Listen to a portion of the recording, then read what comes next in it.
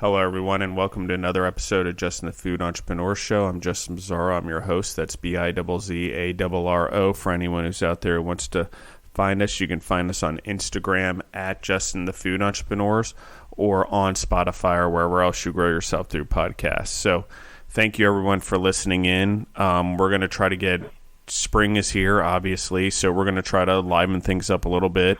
We'll get into a little bit of deeper conversations. We've started to update the questions to the entrepreneurs, so there'll be some new content coming from each episode, so that's kind of cool. And I will give a little more personal commentary, and I will get to everyone's questions that have come through Instagram as well as we move forward, because I know a bunch have built up. I just haven't been able to ask them with the questions and the entrepreneurs that I've been on. So I do appreciate them. I will figure out how to get them integrated into the podcast. So thank you, guys. And with that being said, I have Alan Kaufman with us out of New York, from the Pickle guys. How are you doing today, Alan? I'm doing fantastic. How's everything going with you guys? It's going very well. So tell me how Pickle Guys got started, the Pickle Guys, trademarked and everything. What's your story? How'd you become an entrepreneur? You obviously grew up in New York by I can tell. So, so give me your youth all the way to how you became one of the Pickle Guys. Okay, well, originally by trade, I'm a commercial photographer. I used to do advertising, and I've had studios in Manhattan for a while. And with photography and freelancing, I would work a couple of days, and I'd be off for a month or two, then I work a couple months. So on my free time, I used to come down to the Pickle district here on the east side, and I used to hang out with a bunch of the old-timers here, and they taught me how to make pickles. And, while I drop off my books at the agencies, I wait a couple hours, and I have to go pick up my books. So I used to kill time down here with the old pickle men. I used to talk to them. And as time went on, all photography went to digital, and I really want to change from film to digital, so I closed my studio and I went full-time into the pickle store.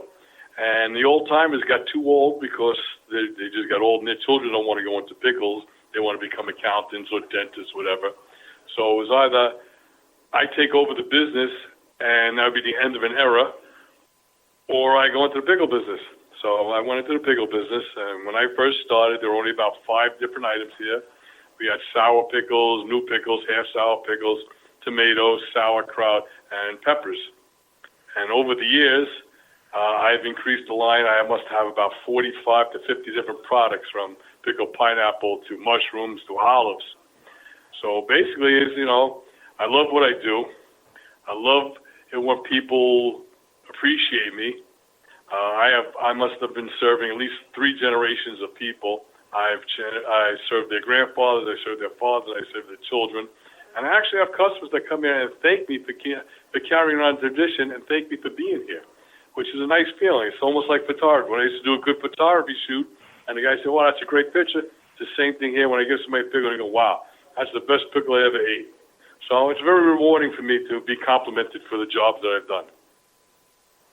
That's basically how I got here. So talk to me about the art of pickling. Let's go back to the mentoring, the elders that sort of mentored you and gave you apprenticeship in pickling. So what is the art of pickling? What makes it so unique? Because I agree, it is a skill, it is unique, and it is something searched out for, and you should be thanked for carrying on the tradition.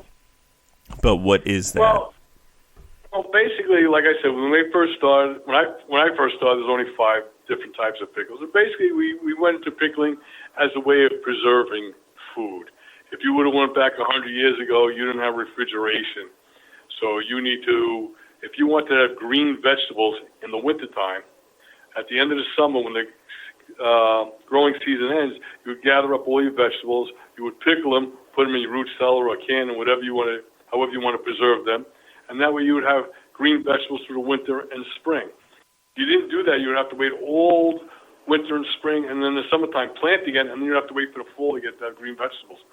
So that's a way of preserving it. The way we do it here is the pickles themselves. We just use salt water, pickling spices, and garlic and cucumbers. The amount of time that they actually sit and fermentate in the barrels are going to determine what kind of pickles they are. If they're going to sit there for 1 to 10 days, it's going to be a new pickle, like a real crisp, clean-tasting, salty cucumber. If you let them sit there for 2 weeks to 3 weeks, they start to fermentate and they turn to half sour pickles. And our best-selling item is a sour pickle, and that fermentates for at least 3 months before we even open them. They're the most garlicky and most dilly. So I learned that all from the old timers, and they enlightened me on how to make pickles. And then, like I said, throughout the years, I added more stuff because the more things you have to sell, the more choice you have, there's more of a chance of somebody coming in and buying 4 or 5 different items than just coming in and buying one item. So I've just increased my sales 5 times by increasing more product. So, I mean, it's obviously stuck with you. Why do you like pickling? I mean, you've always liked pickles. Like, talk to me a little bit more about this because you obviously have a passion for it if you've went into the business. Well, I'm Jewish. Of course I like pickles. Nothing goes good with a sandwich and a pickle. Pickles part of my heritage. It's in my blood. I love pickles. Pickles are fun. They're easy, It's like I said, it's a craft. I know how to do it. I do it well. And people appreciate it. I mean, I can't think of any other reason, anything else to do but pickling. I love it. So when you started this business and you decided that you're going to get into the business, like how did you find a store? Like how did you get into the space? Did you start off with your own business? Like were you an entrepreneur before that? Talk to me a little bit about your entrepreneurial journey because I don't think a lot of people have been just like, okay, I'm going to jump from one career into the next. Well, again, if you want to be, you got to decide, do you want to work for yourself or you want to work for somebody else? If you work for yourself, you may have a little more headache, but you also have more control over your life. If you work for somebody else, they have control over your life. So I want to be more control over my life and make more decisions that pertain mostly to me and live with whatever decisions I decide. So like I said, I learned this, and you want to do something you enjoy. You don't want to start a business that you don't like. So since this was the business, the Pickle District, you want to go in the area that's most popular. People have been coming down here for years, so I stayed in the Lower East Side, which has been here since 1910. They've been selling pickles out in the street. So it was a no-brainer to open up a store in that neighborhood because people already are coming to that neighborhood.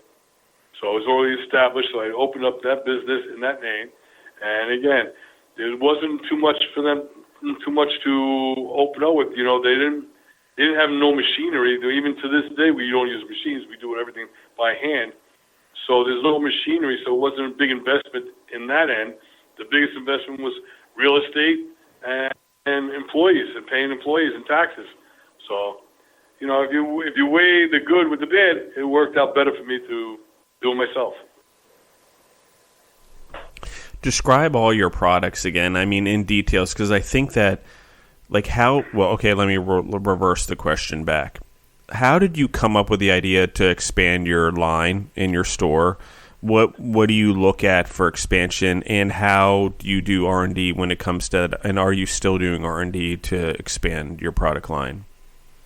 Okay, well, like I said before, in order to increase sales, you need more product. If you're only selling pickles, a person's going to come in and buy pickles and leave. If I sell olives and mushrooms and peppers, they say, oh, let me get some pickles, let me get some mushrooms, let me get some olives. So now I just increased my sales by 3 times by having more product, more choices for them to choose from. As far as R&D, usually in the summertime when it's slow, like the month of August, I try and practice different things. And as I come with different recipes, I mess around with it, I play with it here, I tweak it here. I let people try it, and they might put some input in, and we change it, and we try it again. So we're still doing development now. Some things that I worked on, like the pickled pineapple, took me about a year to come up with to get it perfect. And some things like our bread and butter pickles only took me 2 tries, and I got it perfect. So it really depends on what we're making and the flavor profile we're trying to achieve. We'll take a product, a vegetable, or a fruit, what we want, and we're not, in my mind, I think about the one to taste sweet, the one to taste sour, the one to be spicy, the Do I want it to be garlicky, or do I want it to be all of that? And from that, I play around with what ingredients I want to use, whether I want to use salt, whether I want to use vinegar, whether I want to use sugar. So I already think about it in my head of what the profile of what it should taste like at the end of the product. And that's basically how I work it. And then, like I said, then I try it and we see how it goes. So far, knock wood, everything's been very good with us. And we, like I said, we have about, I can't tell you, about 50 different products. We have pineapple, mangoes, bread and butter pickles, bread and butter with horseradish pickles, jardiniere, okra, string beans, garlic olives, jalapeno olives, pimento olives, sun-dried tomatoes, green tomatoes, red tomatoes, grape tomatoes, marinated tomatoes, hot peppers, sweet chilies, sauerkraut. I mean, it's a list that goes on and on and on. I love it. I love the variety. Are you hoping to grow? I mean, you've been around for 20 years, I think you said, ish. And like, what do you, if I'm not mistaken, but maybe I'm wrong, but like, where are you hoping this continues to go? Do you have family members involved? How many employees do you have? Like, let's talk about some of those things. Okay. I've personally been doing this for 42 years, but the actual name Pickle Guys have been around for 20 years. We have about, it's hard to say because people come and go, but it's a small operation. We must have about 12 to 13 employees at a time. My family enjoys the pickles, but they don't want to, not too many people want to smell like pickles, but I have people here that when I get too old and I retire or whatever, they will probably take over the business from me. My goal in life is to always have a pickle store in New York City on the Lower East Side for another 200 or 300 years. I'd also would like to open up a couple of other stores, a couple of more stores, and keep it growing and get the word out there. I mean, idealistically, I would like to have one in every state, but I don't know if I have that much time to run around and do all that. Well, I like the pickle thing. I think that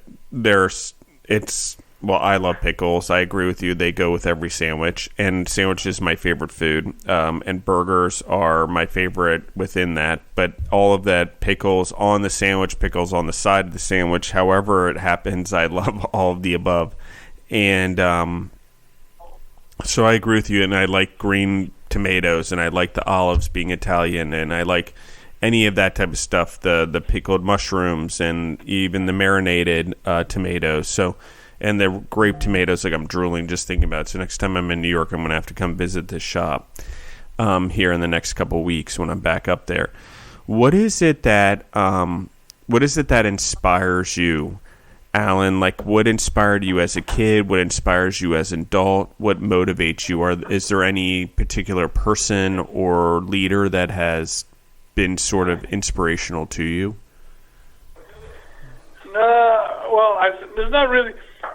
Like I said, it's not really a person. It's more of the actual idea of keeping this place alive. I mean, in my head, I consider this place to be an actual live museum, and I would like generations to continue to see this. I would like 3-4 more generations to see that this comes from your heritage. This comes from East European countries when they were escaped persecution and they came to America. And one of the things they knew how to do was pickles. They didn't cost anything to operate. They got a barrel, some water, some salt, put cucumbers in, and they actually set up right on the sidewalk, and they were selling. And they had the dream. They came to America. They found a job. They created their own job, and it became successful, and they grew, and they were able to put their kids through college, have a place to live, all from selling pickles. And I would think it's important that people should know that when you come to America, if you apply yourself and you do what you enjoy, you should be successful. I agree in that the American dream is achievable. That it is achievable, and it's achievable, and it can probably be passed down through legacy. And entrepreneurship is like one of the major ways of doing it. It gives you your own legacy and your own financial independence, which I think is important as well. And I think that one of the things also that we have is leading the people around us. So, I mean, you've been leading the individuals and the employees in your business for 20 years. What are some of the leadership skills you say, Alan, that you use to instill core values or make sure that this business has the right individuals in it to keep it going after you're gone? Well, I think the most important thing is to treat your employees like you want to be treated. Show them respect. You don't yell at them to do something. You ask them to do something. You say thank you, and they say thank you back. If you give them respect, they give you back respect. We try to keep a polite atmosphere here, a friendly business here. Like when every customer comes in, it's very important that they say when they're done paying you, when people are giving you money, it's very nice. You say thank you to them. There's nothing wrong with that. It costs you nothing. And that's the right thing to do. They're giving you money. You say thank you. So we try to install that policy with every employee we have. And everybody here is kind of responsible. When people are sick or when they can't go, they actually feel guilty that they're not coming to work to help. And we keep it like a family, you know. If somebody needed something, like they needed to take a couple of days off or they needed to borrow money, I help them. There's nothing wrong with helping your employees. And basically, like I said, we treat them with respect. They treat me with respect. We're always saying nice things to each other. We always say thank you. We handshake goodnight every night. We say goodbye. We shake our hands. In the morning, we say good morning. On the weekends, we go, what you do this weekend? We talk to each other. So it keeps it, alive. It keeps it a family-based business. So, Alan, are you a Yankees fan or a Mets fan? Actually, my mom was a diehard Yankee fan, so out of respect for my mom, I'm a Yankee fan. That's awesome. So, anyway, when you mentioned growing up in pickles and family and tradition, like, what is your family background? What's your tradition? Did your family come over from Eastern Europe? Like, did they instill in you the American dream? Well, both my grandparents came from Eastern Europe. One came from Poland, one came from Russia. My grandfather came here like in the early 1900s, again, to escape persecution from the war. And he came here and he worked. His first job was he worked in a slaughterhouse when he came to America. He worked in a slaughterhouse. He would bring the cows in, he would pet the cow, and then they would slaughter them. And that was his first job. Then after that, he ended up working for Robert Hall as a presser. He used to press clothes. And it's amazing. Back then, he was able to make a living. He raised 5 kids, all in an apartment. They all became, other businesses. One became a shoe salesman. The other 3 daughters married salesmen. I guess sales is in my blood. And when he ended up retiring, because it's a different time, he had enough money to retire, and they gave him a gold watch, and Social Security was enough to live on for the rest of his life. And that's then. Nowadays, you can't live on Social Security. Social Security is not going to help you. So you're going to have to apply yourself a little bit more. And my grandmother came over as a little girl, and she didn't come with her mother or father. She came with some family they sent her here with. Again, also to escape persecution. So I understand. I'm only a second-generation American, and I know the trouble they went through. So I understand that. And again, they came here for a better life, and they achieved it. So I guess that's how, That's why I'm here, to make a better life for everybody. Yeah, I agree with you, and I think that America and pickles do make things better for everyone. So I like it though, and I agree with you, the escaping persecution, and I think food is one of the way we get to continue our traditions and tell our stories and tell our family stories, at least as second and third generation Italians or Eastern Europeans, Polish, Russian, German, wherever you're from. Right. Netherlands, Africa, wherever, doesn't matter. But I think that food is part of the way we keep their tradition. It's part of the way we tell the story, especially the food that we ate once we came here or our families ate, because of needing and having less or needing to make an income, and then open their own restaurants, like you said, or figure out ways through food to make a living, because food was a way to make a living when you had nothing. So I think that that's all 100% important. I think New York provided that for sure. So do you guys do like catering? Like, how do you I mean, you have a bunch of different options. Do people come in and do event packs? And like, how does it all work? How do you get the pickles? How do you sell them by the bulk? Because I don't know a lot about a pickle store, and I think the world probably doesn't know or have them. So, like, how do you operate it? What are the things that you offer other than just the pickle by the pickle or the tomato by the tomato? Okay. Basically, what we do is we have a retail operation, and people come in and they actually walk in off the street, or they see us in tour guide magazines and books. We're very famous, very popular, and they come in and they buy pickles. I would say most of our business is off the street. Then we also ship anywhere in the United States. You can have pickles shipped right to your house. If you just go to the website pickleguys.com, you'll see a whole bunch of pickles, and we ship, pickles anywhere in the United States. That would be our second most popular part of the business. And our third part is we do wholesale. And our wholesale business is restaurants. We do mostly high-end restaurants. We don't do the average deli, because the average deli feels like they're giving it away, this pickle, eat with the sandwich. So they don't want to spend a lot of money. And we're giving a quality product, and we can't do cheap. So we go to mostly high-end restaurants who understand that if they have a great meal and a great steak and a great everything, and they had a lousy pickle, they're not going to remember the great meal. They're going to remember what a lousy pickle I got. So the higher-end restaurants know that, and they understand that, wow, everything was perfect. What a great place to eat. Even the pickles were good. That's how great this place was. So that's mostly our actual business here is retail, wholesale, and shipping.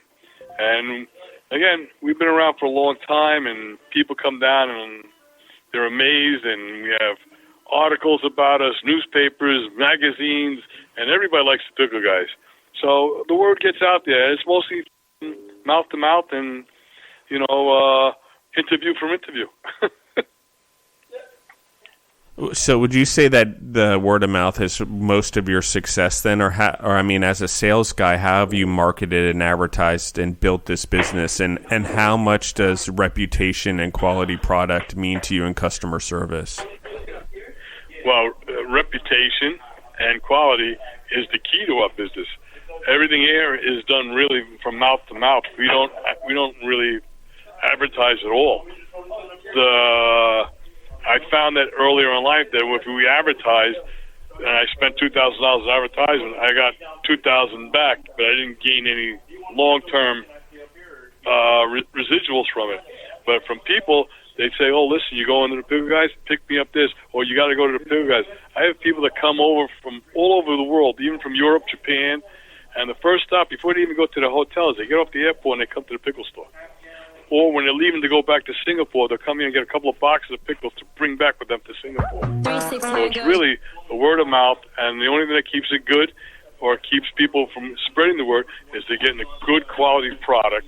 They're getting helped properly, they're being treated like a normal human being. And good quality, good people, and, definitely word of mouth.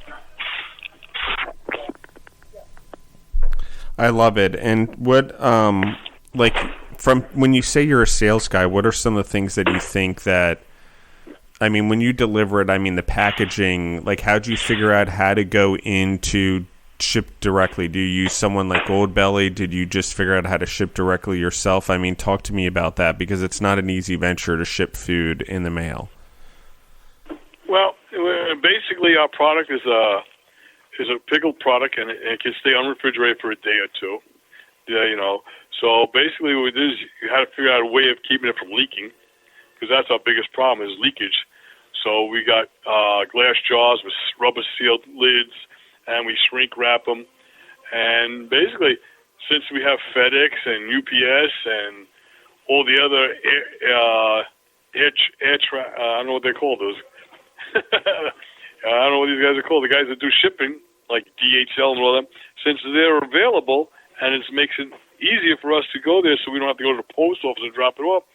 So we pack it up, and FedEx comes and picks it up, and they charge us a good rate, and UPS comes and picks it up and charges a good rate, and they go all over the United States. And like I said, basically we did it ourselves. We started our trial by error with one package to our friend down in California, see if it got there all right. I remember when we first started shipping gallons, I was looking for a gallon container. I actually found a gallon container, and I loaded it up with pickles. And to test it, I would take it outside the store in the middle of the street, and I hurl it up in the air as far as I can. It'd go 20, 30 feet up in the air and let it hit the ground, and it didn't break, and that was the container we used. So, it's like I said, we just did it ourselves. We're a home team operation here. I love it. What about, you mentioned the business you did before and the sales. Is there anything in particular that if you could give anyone any sales skill that you found has rewarded you over the last 20 years or your lifetime, what would be like 2 or 3 valuable skills that you think that you need to learn if you aren't a salesperson in order to be a better salesperson? Well, I don't know about that. I think you just need to be an honest person. You have to be reputable. You have to stand by your product. And you need to, give the people what they want. If they're unsatisfied, you have to make it right and find out why they're unsatisfied. And if it happens a lot why they're unsatisfied, then you're doing something wrong. If it's just 1 or 2 customers, well, maybe it's just a freak event. But the best thing is, you have to do good quality. You have to stand by your product, and you have to do the right thing. That alone is 90% of selling something. And is that the reason you're in all the trade magazines and the tourist thing and you mentioned the word of mouth? You think it's just because you've stuck by these things and you're honest with people and you give them a good product? Yes, I really do. And when people come here, we treat them like family, like customers. We joke with them, we kid around with them, we talk to them. We don't just say, hey, give me your money, get out. Like I said, we talk to them. We see how they're doing. They tell us that what their family does, how they love this pickle with that pickle. When they're done, they say thank you, and they walk out. Everybody walks out of the store with a smile. I agree with you. I agree. I love it. So, Alan, is there anything as we sort of start to finish things up here that you'd want to share with the audience or that you'd want to share with any entrepreneurs out there in the world that are trying to figure this out or anyone trying to figure out the American dream? Well, I think you should find something that you like to do, that you're passionate about to do, that you're going to enjoy doing, and try it. And if you feel, don't get discouraged. Try again. Try going, instead of making a right turn, this time try making a left turn. It doesn't matter which direction you go, as long as you end up where you want to be. I love it. And where can they find you online? Where can they find you in New York? Like, you have tons of followers online, so you guys are just crushing it. It's pretty incredible. So where can they find you? Okay, if you want to go online for us, we're at pickleguys.com. You could call us on our 800 number, which is 1-888-4-PICKLE. And we're on 357 Grand Street on the Lower East Side of Manhattan. And if you come by, tell them you know me. They'll give you a pickle. That's awesome. Thank you, everyone, for listening in the audience. Thank you, guys. And, Alan, I really appreciate your time and you guys reaching out to you and trying to get you guys on the podcast. I've never had a pickles or a pickle business on the podcast, so this is really fun for me. I don't even know how they work and all that, but I'm going to come visit you guys. Maybe I'll have more questions and we can do a part 2, but I'll come visit you guys when I'm up in New York over the next couple weeks. And pleasure to have you. And I'll mention you, and we'll see if we'll see about that pickle. And everyone in the audience, thank you for listening in. Again, you can find us on Instagram at Justin the Food Entrepreneurs, and you can find us on Spotify or wherever else you grow yourself through podcasts. And we're out.